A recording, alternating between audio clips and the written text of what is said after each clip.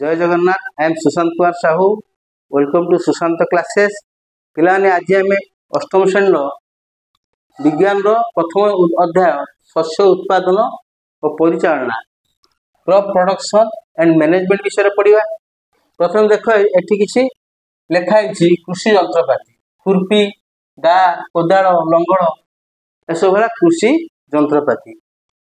तुम देखिथिबो गाँ मानकर कौन करती सकाळ पाइले चाषी माने कौन हल लंगड़ आर बलद को धरी किसी कृषि उपकरण यंत्रपाति धरी से बिल को जाती पुणी संध्या बेलू से फेरती। तो से कौन करती जमी चाष करती। तुम जान भारत एक कृषि प्रधान देश। भारत लोक मैंने मुख्यतः कृषि उपरे निर्भर करथांती। तेणु भारत में बहुत नदी नदी प्रवाहित होउछि। तेणु आमर कौन उर्वर मृत्तिका अच्छी चाष उपयोगी सबकि सुविधा अच्छी। मौसुमी वर्षा भारत वर्ष हुए। तेणु आम चाष आम अनुकूल। तेरे तुम देख उद्भिद कौन करे निज खाद्य निजे प्रस्तुत करे कारण तार क्लोरोफिल बा सबुज कणिका अच्छी। तो से खाद्य तैयारी करि तेणु से खाद्य तैयारी खाद्य खाए एवं खाद्य फल आकार रे मंजी आकार रे तार चेर रे विभिन्न गछर विभिन्न जगार खाद्य संचित हो रही है। आम से खाद्य को अन्य प्राणी माने खाती। तो अन्य प्राणी माने जी तृणभोजी प्राणी खाती। मांसाशी प्राणी कौन कहते जो तृणभोजी प्राणी माने जमी बाघ कौन करे हलू खाए। तो जो तृणभोजी प्राणी माने से वृक्ष पर निर्भर करती वृक्ष खाद्य खाती ताकू मांसाशी प्राणी खाती।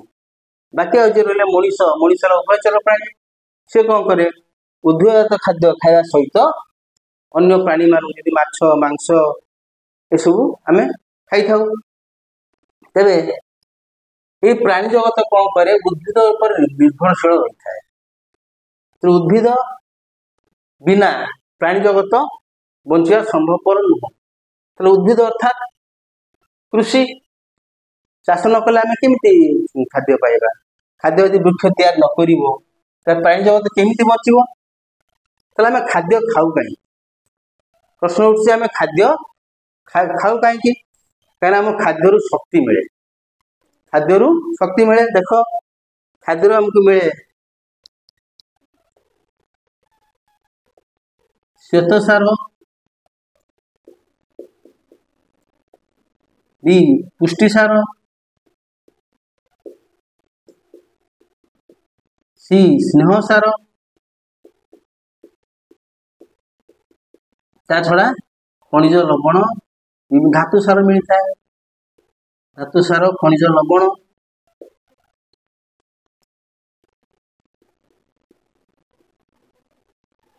तेणु आम जो खाद्य खाऊ खाद्य श्वेतसार मुख्यतः ग्लुकोज ग्लुकोज रु कौन हुए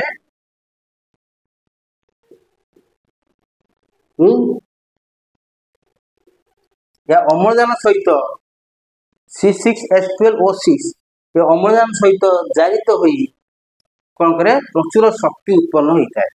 से शक्ति आमर शरीर विभिन्न प्रकार कार्य होती चयापचय कार्य नियोजित हुए शरीर में शक्ति शक्ति उत्पन्न है।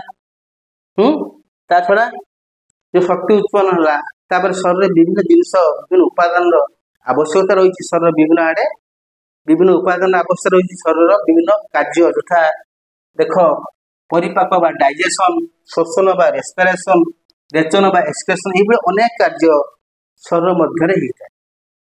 तो यह आमको दरकार कौन यही सब जिन दरकार। प्रथम शक्ति दरकार ग्लुकोज रु पाइलु।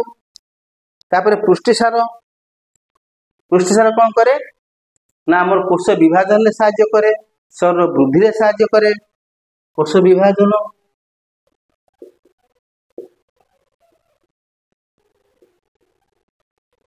शरीर वृद्धि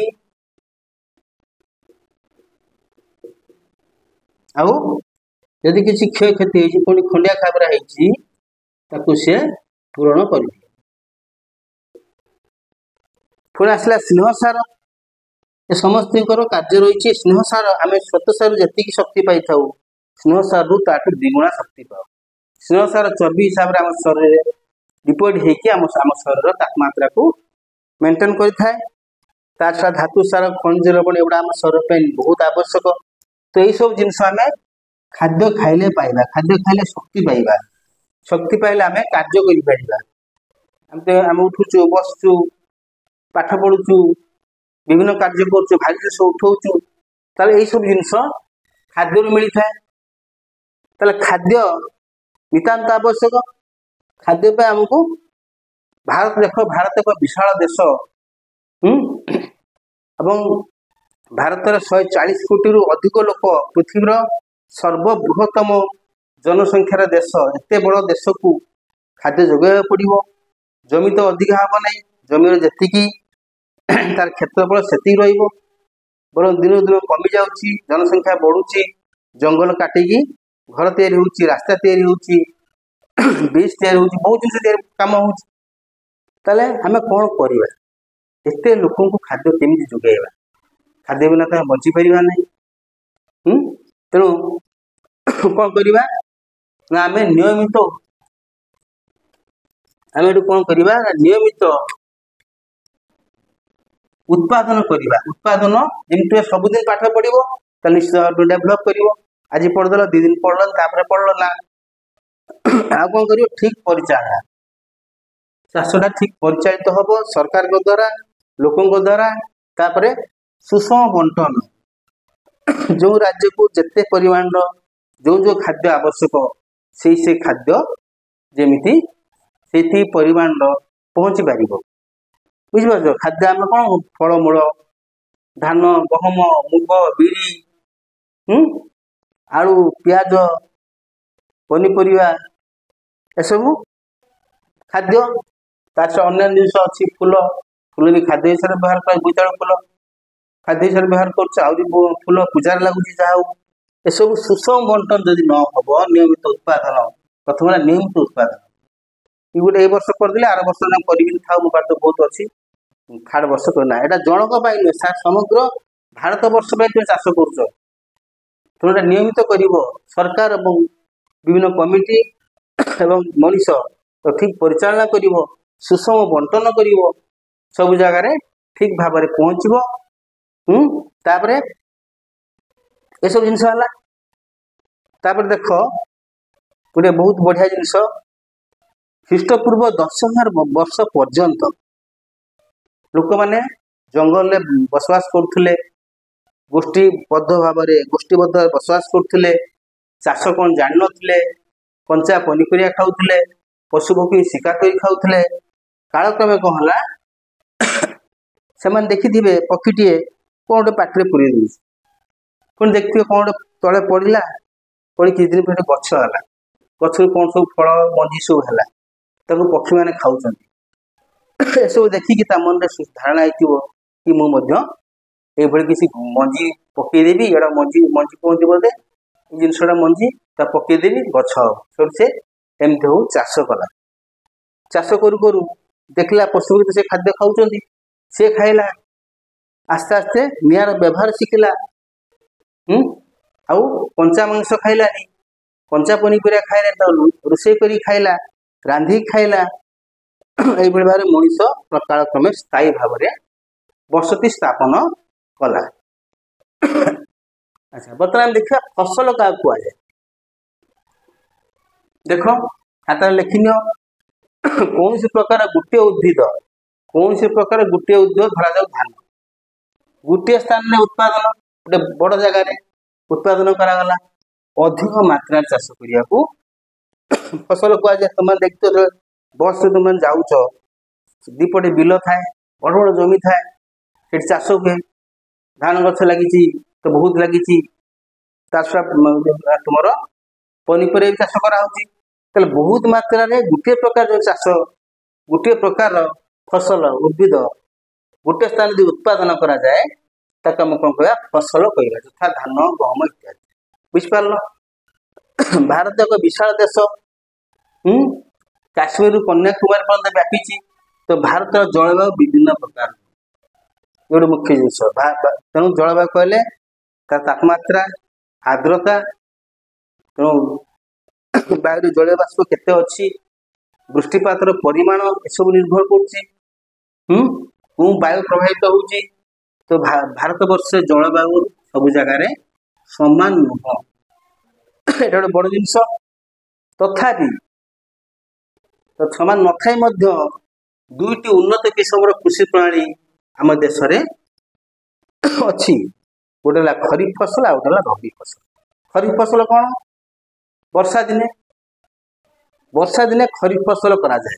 ମନେ ରଖ, ଏଟା ଜୁନ ମାସରୁ ସେପ୍ଟେମ୍ବର ମାସ ପର୍ଯ୍ୟନ୍ତ এই ଚାଷ କରାଯାଏ। ଯେମିତି ଧାନ, ମକା, ସୋୟାବିନ, ଚିନାବାଦାମ, କପା ଇତ୍ୟାଦି ଖରିଫ ଫସଲ ଚାଷ। ତ ଏଇ ବର୍ଷା ଦିନେ ଏଇ ଗଛ ଗୁଡିକ ପ୍ରଚୁର ଜଳ ଆବଶ୍ୟକ କରନ୍ତି। ତେଣୁ ବର୍ଷା ଦିନେ ଏଇ ଚାଷ ପାଇଁ ବର୍ଷା ଦିନେ ହିଁ ହେଲେ ଏ ଚାଷ ଠିକ ହବ। ବର୍ଷା ଦିନେ କରାଯାଏ ଖରିଫ ଫସଲ। ପୁଣି ଆଉ ଗୋଟେ ଆମ ଦେଶରେ ହଉଛି ରବି ଫସଲ, ଶୀତ ଦିନ ହଉଛି। ଶୀତ ଦିନ ମାନେ ଅକ୍ଟୋବରରୁ ମାର୍ଚ୍ଚ। ଏହା ମୁଖ୍ୟତଃ ଗହମ, ବୁଟ, ମଟର, ସୋରିଷ, ରାଶି ଏସବୁ ଉତ୍ପାଦନ କରାଯାଏ। ଆଉ ତୁମମାନେ ଜାଣିଛ ବୁଟ ଚାଷ କାହିଁକି କରାଯାଏ? ବୁଟ, ମଟର ଏଟା ଜାଣିଛ? ମାଟିରେ ଯବକ୍ଷାରଜାନ ଜଳ ମାନେ ବାୟୁମଣ୍ଡଳ ଅଛି, ଗ୍ୟାସୀୟ ଅବସ୍ଥାରେ ଅଛି। ତେଣୁ ଯେତେବେଳେ ଚାଷ ହେଇଯାଉଛି ଯବକ୍ଷାରଜାନ ମାଟିରୁ କମ ପଡିଯାଉଛି। ତେଣୁ ଆମେ ଯେତେବେଳେ ବୁଟ, ମଟର ଏତ ଦରକାର ନିହାତି ଖାଇବା ପାଇଁ ଆବଶ୍ୟକ। ବୁଟ, ମଟର ଗଛ ଲଗେଇଲେ ଲେଗୁମିନସ୍ ପ୍ଲାଣ୍ଟ କୁହାଯାଏ। ସେଠି ରାଇଜୋବିୟମ ନାମକ ଏକ ବ୍ୟାକ୍ଟେରିଆ କଣ କରେ, ସେ ଗଣ୍ଠିରେ ଆସି ରହି ସେ କଣ କରେ, ଯବକ୍ଷାରଜାନ ବିବନ୍ଧନ କରିଥାଏ, ନାଇଟ୍ରୋଜେନ ଫିକ୍ସେସନ କରିଥାଏ। ତା ଦ୍ୱାରା ଯବକ୍ଷାରଜାନ କଠିନ ଅବସ୍ଥାରେ ମାଟିକୁ ଆସେ। ବୁଝିପାରୁଛ? ତେଣୁ ଇଏ ବୁଟ ଆଉ ମଟର, ଏ ଯୋଉ ଡାଲି ଜାତୀୟ ଫସଲ ଲେଗୁମିନସ୍ ପ୍ଲାଣ୍ଟର ଆବଶ୍ୟକତା ରହିଛି। ଏଟା ଦୁଇଟି ଫସଲ ମଝିରେ ଏଇ ବୁଟ, ମଟର ଗଛ ଚାଷ ପ୍ରାୟତଃ ସବୁଆଡେ ହୁଏ। ତାହେଲେ ବର୍ତ୍ତମାନ ପ୍ରଶ୍ନ ହଉଛି ଶୀତ ଦିନେ କାହିଁକି ଧାନ ଉତ୍ପାଦନ କରାଯାଏ ନାହିଁ? ତୁମମାନେ ବର୍ତ୍ତମାନ କହିପାରିବ କାହିଁକି? କାହିଁକି ନା ଧାନ ପ୍ରଚୁର ଜଳ ଆବଶ୍ୟକ କରେ। ଦେଖିଥିବ ଧାନ ଗଛ ମୂଳରେ ଜଳ ଜମିକି ଥିବ, କି ଧାନ ଗଛ କିଛି ହଉନଥିବ। ତାକୁ ପ୍ରଚୁର ଜଳ ଦରକାର। ଶୀତ ଦିନେ ବର୍ଷା ନାହିଁ, ତ ଜଳ କୋଉଠି ଆସିବ? କିନ୍ତୁ ଗହମ ଚାଷ ଅଳ୍ପ ବର୍ଷା ଆବଶ୍ୟକ, ସେଟା ଶୀତ ଦିନେ ହୁଏ। ଆଉ ଧାନ ଚାଷ ଆମର ସାଧାରଣତଃ ବର୍ଷା ଦିନେ ହୁଏ, ଯୋଉଟାକି ଆମର ଖରିଫ ଫସଲ। ବୁଝିପାରିଲ ପିଲାମାନେ? ନେକ୍ସଟ ଭିଡିଓରେ ମୁଁ ତୁମ କୃଷି ପ୍ରଣାଳୀ ବିଭିନ୍ନ ସୋପାନ ସବୁ ତାର ଅଛି, ସେ ବିଷୟରେ ପଢେଇବି। ମୋ ଭିଡିଓ ତୁମକୁ କେମିତି ଲାଗିଲା ଲାଇକ୍, ସେୟାର, ସବସ୍କ୍ରାଇବ କରିବ ଆଉ କମେଣ୍ଟ ମଧ୍ୟ କରିବ। ଧନ୍ୟବାଦ।